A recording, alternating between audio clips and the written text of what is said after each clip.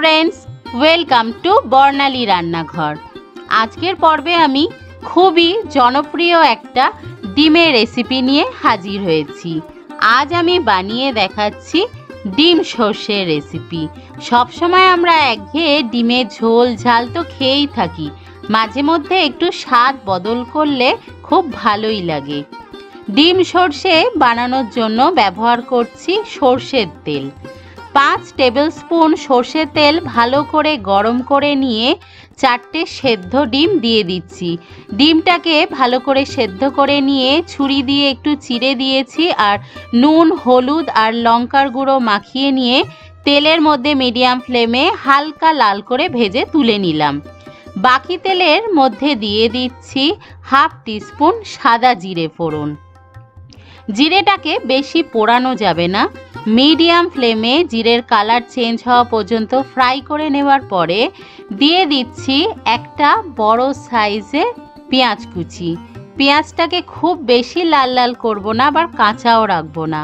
হালকা একটু যখন ফ্রাই হয়ে যাবে তখন এর মধ্যে দিয়ে দিতে হবে একটা বড় সাইজের পাকা টমেটো। টমেটোটাকে আগে একটু ফ্রাই করব, তারপরে কিন্তু নুন আর মশলা দেব, কারণ প্রথমে নুন দিলে টমেটোটা থেকে একটু জল বেরোবে আর টমেটোটা ফ্রাই হবে না। পেঁয়াজ আর টমেটোটা ভালো করে ফ্রাই করে নেওয়া হয়ে গেছে। এবার ফ্লেমটাকে লো করে দিচ্ছি। দিয়ে দিচ্ছি 1 টিস্পুন আদা বাটা আর 1 টিস্পুন রসুন বাটা। আদা রসুন দেওয়ার পরে একটু হালকা ফ্রাই করে নিতে হবে যাতে আদা রসুনের কাঁচা গন্ধটা চলে যায়। আদা রসুনের কাঁচা গন্ধটা চলে গেছে। এবার এর মধ্যে স্বাদ অনুযায়ী নুন দিলাম, হাফ টিস্পুন হলুদ গুঁড়ো দিচ্ছি, আর এখানে আমি হাফ টিস্পুন জিরে গুঁড়ো দিলাম আর হাফ টিস্পুন আমি এখানে ধনে গুঁড়ো দিলাম। 2 রকমের লঙ্কার গুঁড়ো ব্যবহার করব, কাশ্মীরি লঙ্কার গুঁড়ো আর ঝাল লঙ্কার গুঁড়ো, ভালো কালার আনার জন্য আর ভালো ঝালের জন্য। অল্প একটুখানি জল দিয়ে মশলাটাকে খুব ভালো করে কষিয়ে নিতে হবে যতক্ষণ না তেল ছেড়ে বেরিয়ে আসছে আর পেঁয়াজ টমেটোটা গলে মিশে যায়। সামান্য একটুখানি চিনি দিতে কিন্তু ভুলবেন না। মিষ্টি মিষ্টি হবে না, কিন্তু অল্প একটু চিনি দিলে স্বাদের ব্যালেন্স হবে আর টেস্টটা খুব ভালো হবে। খুব ভালো করে এটাকে কষিয়ে নেওয়া হয়ে গেছে। দেখুন পেঁয়াজ টমেটো গলে মিশে গেছে আর তেল ছেড়ে বেরিয়ে এসেছে। ফ্লেমটা কিন্তু এখনো লোতেই আছে। এবার এর মধ্যে আমি 1 টেবিল স্পুন কালো সর্ষে বাটা দিয়ে দিচ্ছি। কালো সর্ষে বাটা দিয়ে করলে খুব ভালো একটা ঝাঁঝ আসবে আর টেস্টটাও কিন্তু ভালো হয়। হালকা নাড়াচাড়া করলাম, বেশি ভাজার দরকার নেই, কারণ সর্ষে বাটা তেলে দিয়ে বেশি নাড়াচাড়া করলে তেতো হয়ে যাওয়ার সম্ভাবনা থাকে।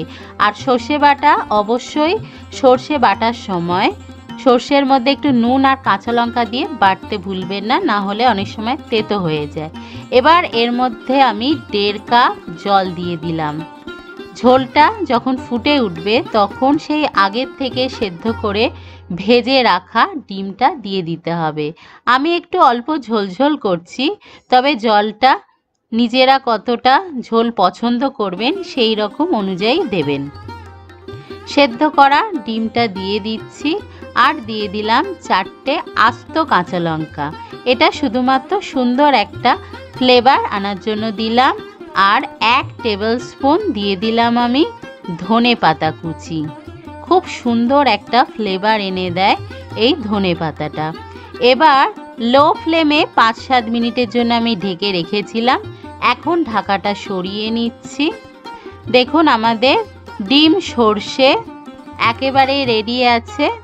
এবার এটাকে আমি গরম গরম ভাতের সাথে সার্ভ করেছি। অবশ্যই আমার আজকের রেসিপি ডিম সর্ষে বাড়িতে বানান, আর আপনাদের কেমন লেগেছে সেটা আমাকে কমেন্ট করে লিখে জানাতে ভুলবেন না। আর নতুন কোনো রেসিপি রিকোয়েস্ট থাকলে সেটাও লিখে জানাবেন। আর নতুন বন্ধুদের বলছি আমার চ্যানেলটা সাবস্ক্রাইব করে পাশে থাকুন। দেখা হবে আবার পরের রেসিপির সাথে। সবাই ভালো থাকবেন, ভালো খান, সুস্থ থাকুন। বাই।